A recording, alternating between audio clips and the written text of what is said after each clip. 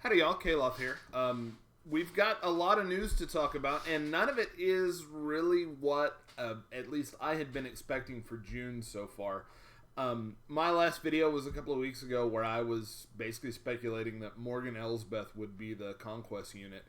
That didn't pan out, right? We got Luthen Rail as the Conquest unit, and we still, it is June 20th as of the recording of this video, we still don't know what the next content cycle is. I think just about everybody was assuming we would have a new kit reveal of some sort, a new character, a new space unit, something to point us in the direction of what's next. Are we getting a new capital ship? Are we getting some other type of journey? Are we getting a new galactic legend maybe? At this point, the jury's still out on all of that. Maybe Luthen Rail is a precursor to Red 5. Or maybe we're going to start seeing marquees toward the end of June that tie in with the Imperial Remnant and the Night Sister freebies this month to get to Galactic Legend Thrawn. We'll have to see. I'm still definitely expecting something. I expect next week will be a pretty big week. But we did this week get a lot of information about the Naboo Raid. So, it's morning time. I'm having my coffee. I haven't put out a video in a while just because my job has been very, very busy lately. So I figured now's a good time to talk about the raid, talk about what we know, and then take a look at some raid teams. So what do we know about the raid so far? We've got this post from Meathead. One big call out already in this is... In the summary, it says, the peaceful world of Naboo is under siege. The Trade Federation has unleashed a droid army upon the calm and quiet planet. You and your guild must engage the enemy both on land and in space to defend Naboo at all costs. There's a lot of discussion over what that and in space may be, right? It's hard to imagine a world where they create a raid that has both land and space combat without us having kind of more forewarning than we've had. But anything's possible, right? This could be as simple as the raid background will vary, so you won't always have that green field of Naboo, and maybe sometimes the background will be you are fighting droids on a separatist spaceship, and that's the engage them in space. Time will tell on that. We don't really have any indication, but it's an interesting note, right? It says, overwhelm the relentless droid hordes, make strategic choices to hold off the endless waves of battle droids, etc. Basically what this says, I'm not just going to read it verbatim.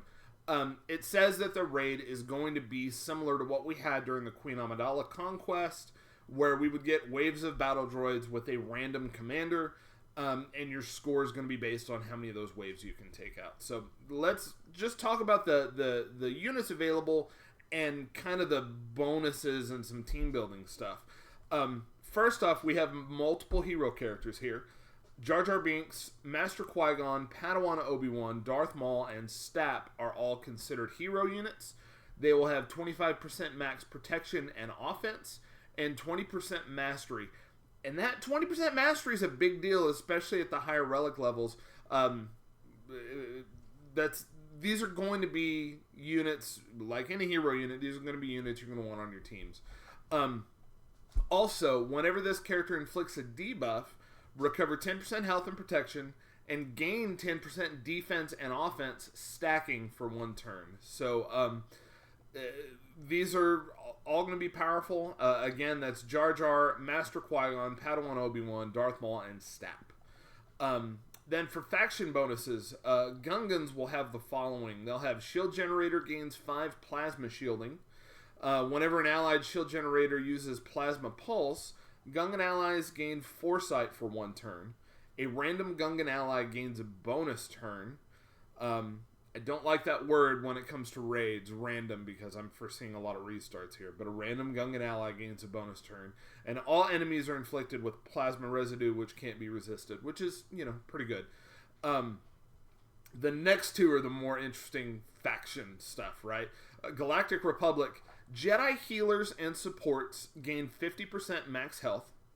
Jedi healers and tanks gain 50% defense and max protection. And at the start of their turn, Galactic Republic allies gain 10% defense penetration for each buff on them. All of that is just general for the Galactic Republic, but then we have, if the ally in the leader slot is a healer, whenever an allied Jedi recovers health, they also recover 50% protection. Whenever an allied Jedi is critically hit, they reduce their cooldowns by 1, gain 100 speed, and critical hit immunity for 1 turn. While an allied Jedi has heal over time, they have 50% defense. While an allied Jedi has both heal over time and potency up, they have 40% counter chance and deal bonus true damage when using an ability. And finally, whenever an allied Jedi healer uses a special ability, dispel all buffs on target enemy. We'll get into this here in a minute when I talk about the units available, when we talk about team building, but this is really incentivizing having a Galactic Republic Jedi healer. Actually, I guess any Galactic Republic healer, but the only options are Jedi, right? Having a healer in the leader slot. Now, spoiler alert, when we get to the units available, there are 2 Galactic Republic healers in this list, and that is Luminara Unduli and Jedi Consular. Of those 2, Luminara is the only one with a leadership ability. This just says in a leader slot, so theoretically you could just throw Jedi Consular in the lead slot to get these bonuses. I don't think that's going to be worth it, but we'll get into that in the team building. But they are really pushing for kind of a new team here, and one other call out that is going to impact our team building is that line that says, while a Jedi ally has both heal over time and potency up, they have 40% counter chance and deal bonus true damage when using an ability. The only Jedi that's going to grant potency up, the only Galactic Republic that's going to grant potency up, is Kit Fisto. From the list of available units, the only other option that even has that in their kit is Padawan Obi-Wan, but that's strictly on his Conquest Omicron. So, again, we'll get into that more in the team building here in a little bit, but Kit Fisto and Luminara seem destined to be units that you're going to use on one of your teams here. Here's the next interesting one, and that is with Separatists. Darth Sidious's leader ability, and obviously we know Darth Sidious is not a Separatist, right? But for the Separatist faction, Darth Sidious's leader ability is active at max rank and applies to Separatist allies as well if he is not in the leader slot. This is kind of a cool, Darth Sidious was the Phantom Menace, right? He was the one in the background in the shadows pulling the strings. He wasn't out front as a leader, so this is kind of a mechanical way of playing into that I like.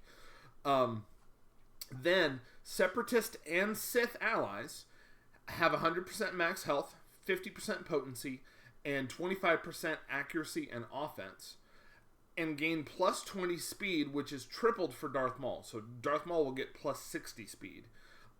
Whenever a Separatist or Sith ally gains bonus turn meter, they gain 10% crit chance, crit damage, stacking for 1 turn.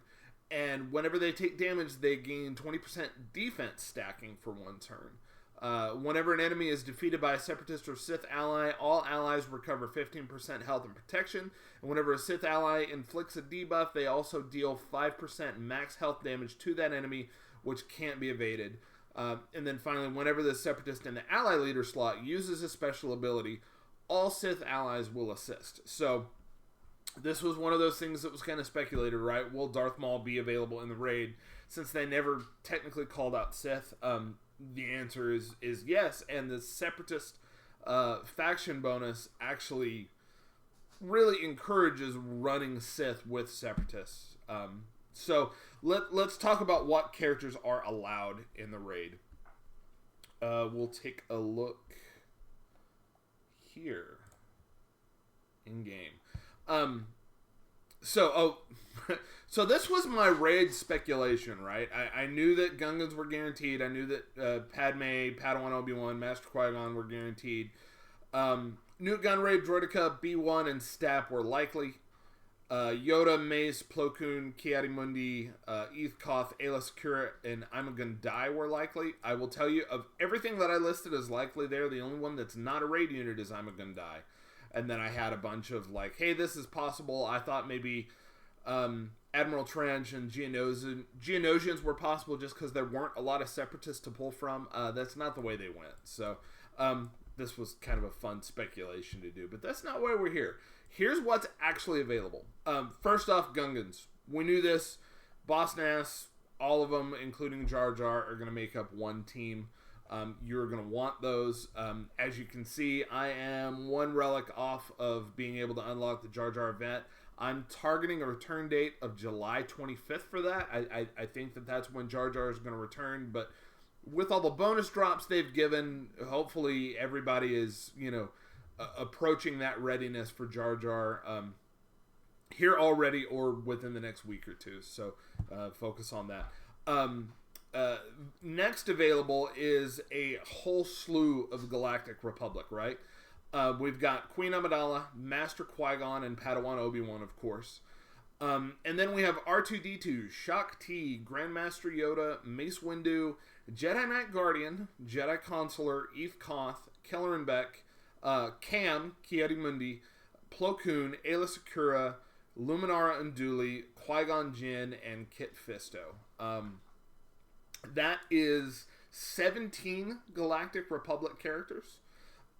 So the bulk of your Naboo Raid experience is going to be with Galactic Republic teams.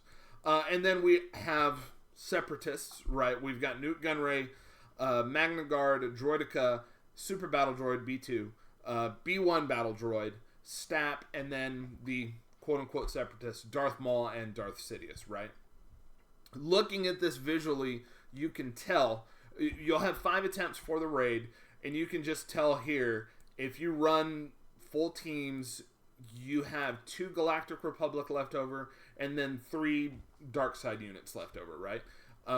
So, extrapolating from that, you're going to run 3 Galactic Republic teams, you're going to run a Gungan team, and you're going to run a Separatist team. Now, is that subject to change, right? Is there potentially some cheese? Is there a world where maybe Darth Maul and Darth Sidious on their own can 2v5 a lot of this? Yeah, that's possible. We'll see when the raid comes out. But for the most part, I think it's safe to plan on 3 Galactic Republic teams, 1 Separatist team, and 1 Gungan team. So, what do we think those could be? Here's kind of what I'm targeting. This is very loose. And by the way, this is one of my 2 accounts. This account does not have Cam unlocked even. My other account has him at R5. This account has him at 58 out of 100 shards right now. So it's going to be a little difficult. But I think I think my account is fairly representative of your average free-to-play mid-Kyber account. This is a free-to-play Kyber 2 account, right? So you're going to have the Gungan team, obviously. There's no theory crafting there to do. It's going to be all 5 Gungans. For the Separatists, let's just start with the Separatists because they're a little easier to talk about. I think Newt Gunray as a lead is a sure thing, right? And then, of course, Darth Sidious's lead is enabled from the Separatist faction bonus. I think that having Darth Maul in there is going to be important for a couple of reasons. Number one, whenever the Separatist leader uses an ability, he calls all Sith allies to assist, so having more Sith allies means more damage there every time he uses a special ability. And then also Darth Maul is a hero unit, and among all of the buffs that he's getting from the hero unit abilities is 20% mastery. And if we look at what his mastery is, yeah, it's going to be that, health and crit damage, and it's just going to be a lot of damage on top of that, right? He's not one of these dodgy characters, he's not one of these potent characters, he's just raw damage. So he's going to be getting damage, crit chance, armor, special damage, special crit chance, and resistance. Getting that to 20%, most people in my position, at least in the mid-Kyber, will have him at Relic 7 for Leviathan. You may have him at Relic 4 for Sith Eternal Emperor. he's going to be very, very fast with that plus 60 speed from the Separatists faction bonus. And then he's going to be very, very just offensively. I expect Darth Maul to be a powerhouse. And with Newt Gunray calling him to assist more and more, that's going to be a lot more damage. Darth Sidious, if you need a reminder what his lead is, it's not amazing, right? All allies gain 15% crit chance and 30% crit damage. Sith allies gain 2% offense until the end of the encounter when they score a critical hit. Not amazing, right? But when you turn that into basically a unique, it says that, his ability is active or his leadership ability is active when a Separatist leader is in the lead slot. Then yeah, that's going to be a big deal, especially with that Sith allies gaining 2% offense when they score crit hit. Darth Maul already has high crit chance. His mastery being pumped is going to raise that even more. Of course, this lead raises it even more. Darth Maul is going to be attacking a lot, which means he's going to be scoring crits a lot, which means he's going to be stacking that offense.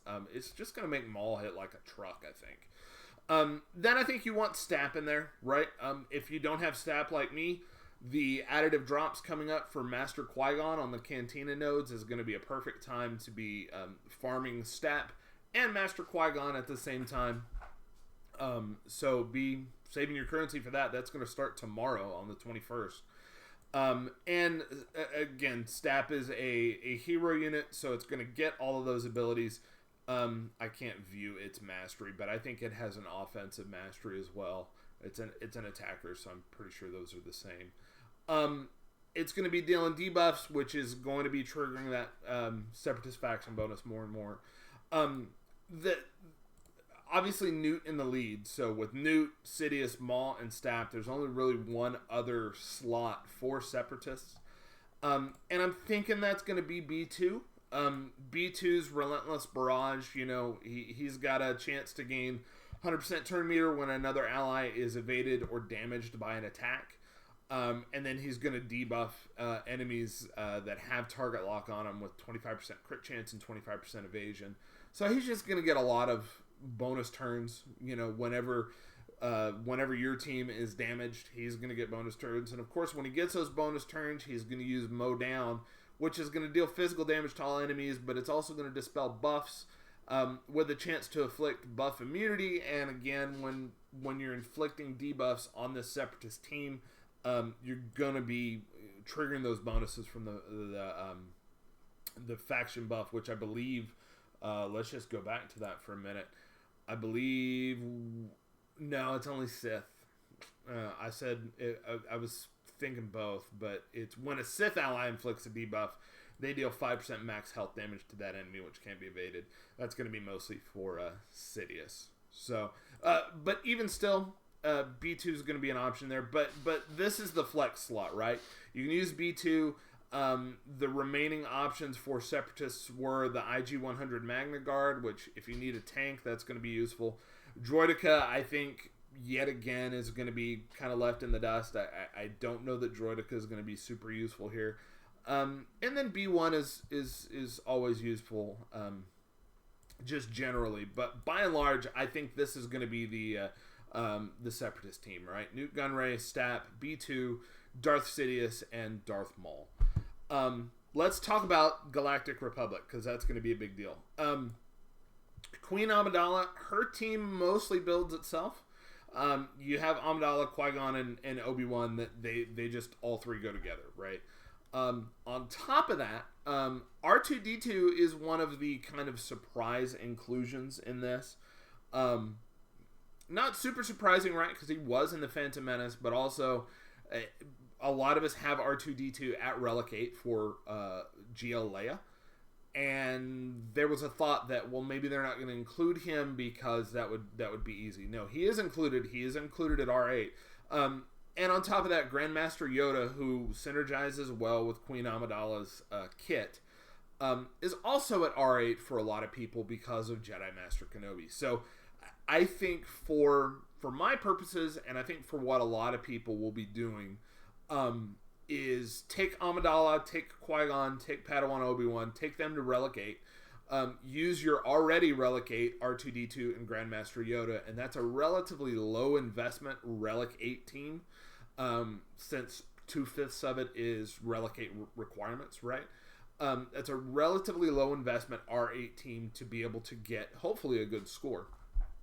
And then, of course, if you're somebody who's looking at, taking things to Relic 9, because this raid will have a Relic 9 tier, unlike Endor and Crate, then that's obviously something you can take a look at. Again, Gungans are self-explanatory. Luminara is super interesting, right? So with all of those healing bonuses, I think you'll definitely want to at least entertain the idea of a Luminara lead. Again, her leadership ability, if you're not familiar with it, and I don't have the Zeta on it yet, but is Jedi allies gain 15% evasion and recover health equal to 8% of Luminara's max health, and that's going to be boosted by that Galactic Republic faction bonus. At the start of each of their turns, they're going to regain that health. Non-Jedi allies gain half of that. We're not going to have any non-Jedi allies here, most likely. And then whenever an ally gains a buff they do not have, they gain a heal over time effect for 2 turns. And again, that Galactic Republic faction bonus, it's while a Jedi ally has heal over time, they're going to have 50% defense. And of course, while they have the heal over time and potency up, they have 40% counter chance and deal bonus true damage when using an ability. Which is where Kit Fisto comes in. I think Luminara is definitely the lead here. Kit Fisto is definitely in with her. It is his special. His special has deal physical damage to all enemies, grant all allies potency up for 3 turns, which is a pretty good duration, especially if the enemy team doesn't have any kind of AoE cleanse. Or AoE dispel, rather. Hopefully that's, going to be something they can use.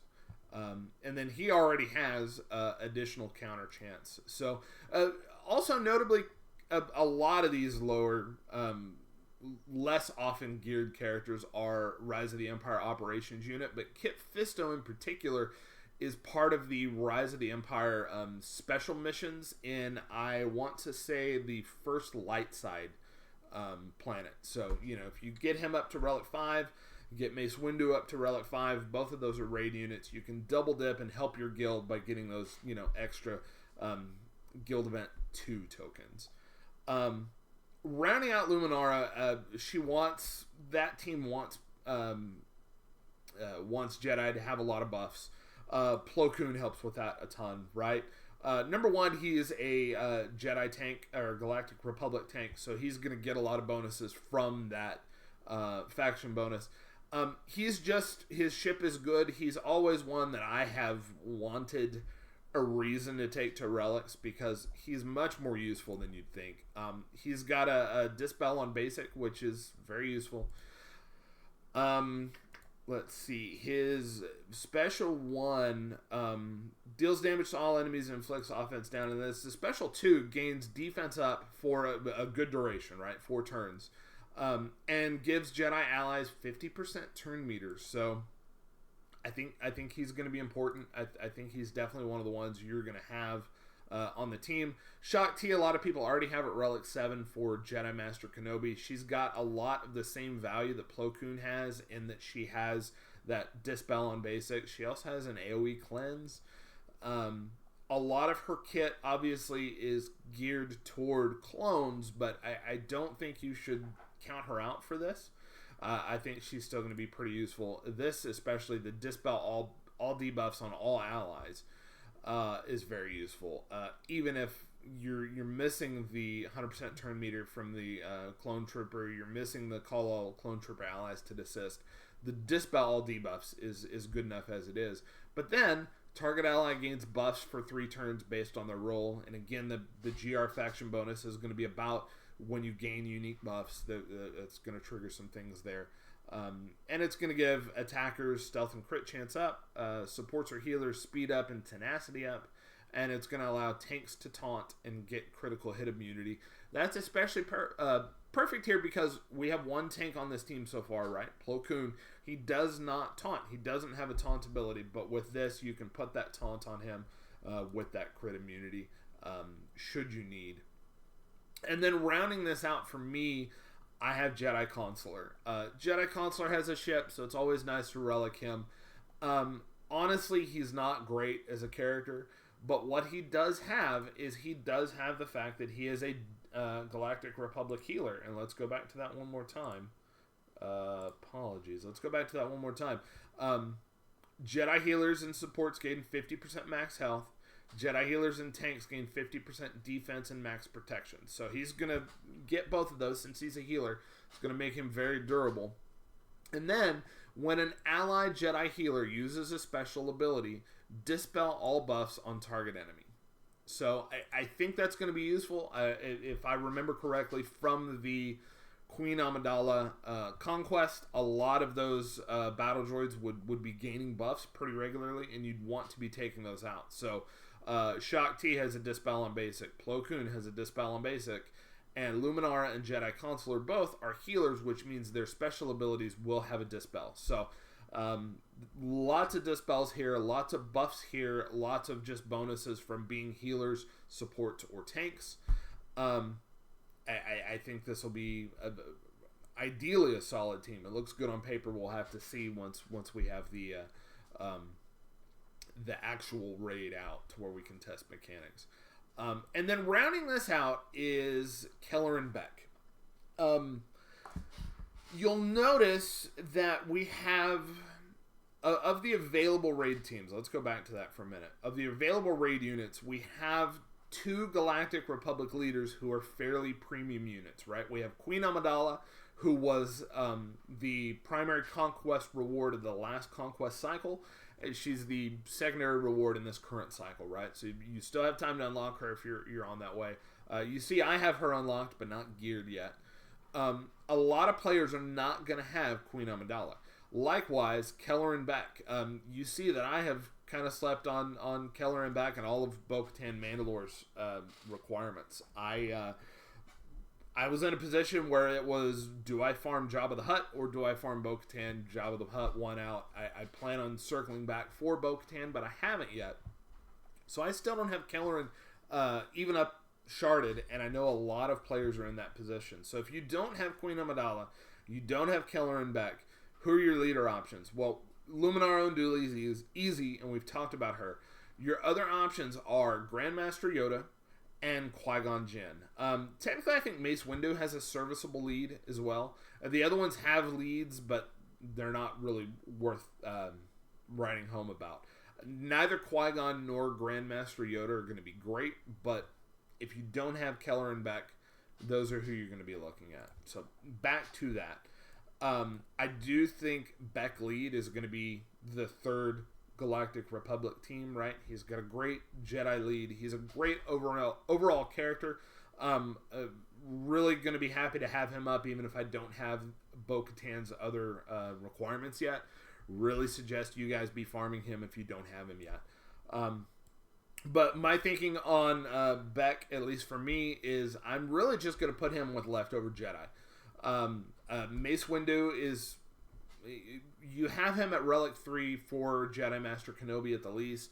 A lot of people have pushed him past that because he is just a very useful Galactic Republic and Jedi tank.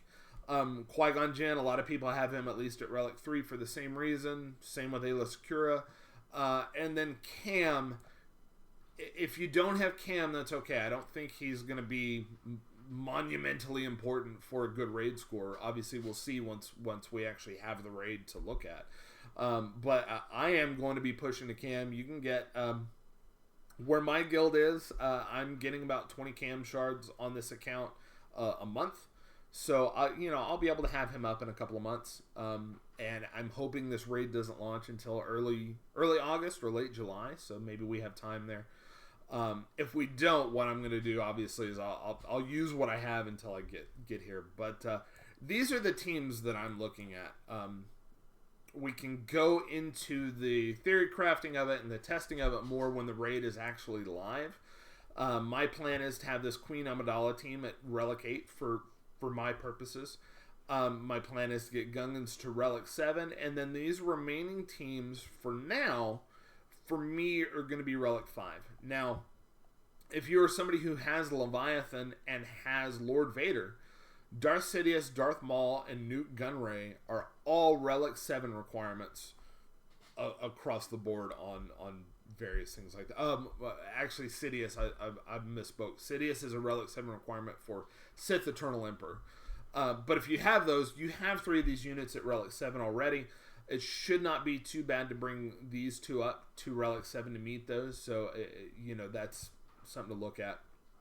And I will probably do that over the course of this raid. But start, I'll have this at Relic 5.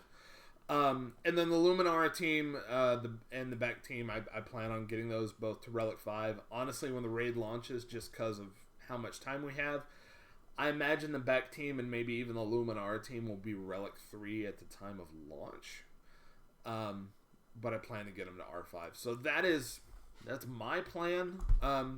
What do you guys have planned? I'm very curious to see what other people in the community are coming up with for their rosters. I do think there are, if you're somebody with a very high Relic budget, I do think there are some shifts in what I have planned here that can make things a little better. I think Grandmaster Yoda will actually be really good under Luminara, and I actually think Plo Koon would be very good under Queen Amidala. So there may be some swapping around there that other people would do. So if you're watching, and I know I've just kind of been rambling about the game for a little bit, if you're watching, comment down below. Let me know, what are you putting together for the raid? What are you looking towards? What are you currently farming? Is your focus even the raid? Like I said, I'm expecting a Jar Jar Binks return on July 25th, and I'm expecting the raid to follow pretty quickly after that. So end of July, early August is what I'm thinking. And I'm excited. I completely honest, I was very uninterested in the Phantom Menace content cycle. Phantom Menace was never my favorite Star Wars movie. The prequels were never my favorite era. I'm glad for the people who enjoy it. I'm glad you got that. We got a lot from the Phantom Menace. I'm hoping that we're moving into a content cycle that's going to be something else. And we'll see on that, right? Because with the hints that there may be a space component to the Naboo Raid, there's starting to be speculation of, well, could we get Newt Gunray as a capital ship commander and have the Lucre Hulk, the donut with a bite out of it, right, from the Phantom Menace, that Trade Federation capital ship? Could we be seeing Queen Amidala's ship? Could we be seeing Padawan Obi-Wan and Master Qui-Gon get a Jedi consular ship? Could we somehow get a Naboo, N1 starfighter? There are a lot of ships they could pull in from the Phantom Menace, so it's possible we're not done with the Phantom Menace. I hope we are, but, we'll see. But anyway, I'm rambling, so I'll end it here. Let me know what you guys think. Let me know what you're working on for the raid. Thanks for watching, and may the Force be with you.